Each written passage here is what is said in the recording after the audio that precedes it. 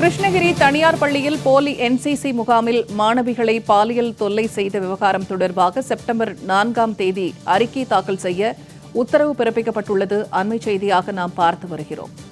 புலன் விசாரணை அறிக்கையை செப்டம்பர் 4ஆம் தேதி தாக்கல் செய்ய தமிழக அரசுக்கு சென்னை உயர்நீதிமன்றம் உத்தரவு பிறப்பித்துள்ளது.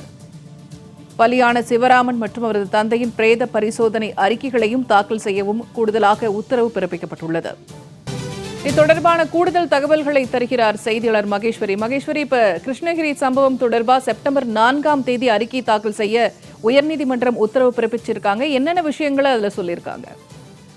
பூர்ணிமா, கிருஷ்ணகிரி தனியார் பள்ளியில் போலி என்சிசி முகாம்களில் மாணவிகளை பாலியல் தொல்லை செய்த விவகாரம் என்பது மீண்டும் சென்னை உயர்நீதிமன்றத்தினுடைய பொறுப்பு தலைமை நீதியரசரான டி கிருஷ்ணகுமார் மற்றும் நீதியரசர் டி பாலாஜி அடங்கிய அமர்வுகளில் மீண்டும் பிற்பகல் 2.25 மணி அளவில் விசாரணைக்கு எடுத்துக் கொள்ளப்பட்டது.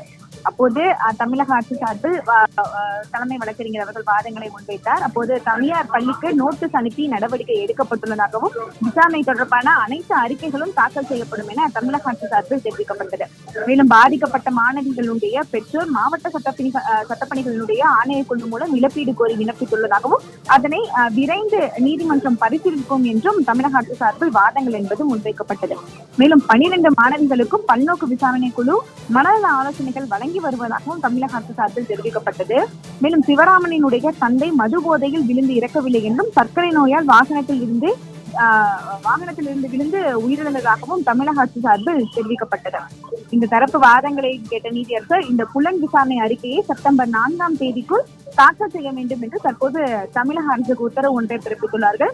மேலும் பலியான சிவராமன் மற்றும் அவருடைய தந்தையினுடைய பிரேத பரிசோதனை அறிக்கைகளையுமே தாக்கல் செய்ய வேண்டும் என்று தற்போது தமிழக அரசுக்கு உத்தரவு ஒன்றை பிறப்பித்துள்ளார்கள். மேலும் பள்ளிக்கு எதிரான இந்த விசாரணை அறிக்கை அடிப்படையில் நடவடிக்கை எடுக்கவும் தற்போது பள்ளிக்கல்வித்துறைக்கு உத்தரவு ஒன்றை பிறப்பித்துள்ளார்கள்.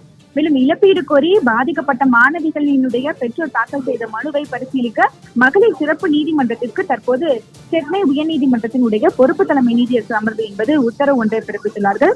மேலும் கிருஷ்ணகிரி மாவட்ட சட்டப்பணிகள் ஆணையக்குழு பள்ளியை ஆய்வு செய்து மாணவிகள் பெற்றோரை விசாரித்து அறிக்கை தாக்கல் செய்ய வேண்டும் என்றும் தற்போது பொறுப்பு தலைமை நீதியரசர் அமர்வு என்பது உத்தரவு ஒன்றை பிறப்பித்துள்ளது. பூர்ணிமா, தகவல்களை பகிர்ந்து கொண்டமைக்கு நன்றி மகேஸ்வரி.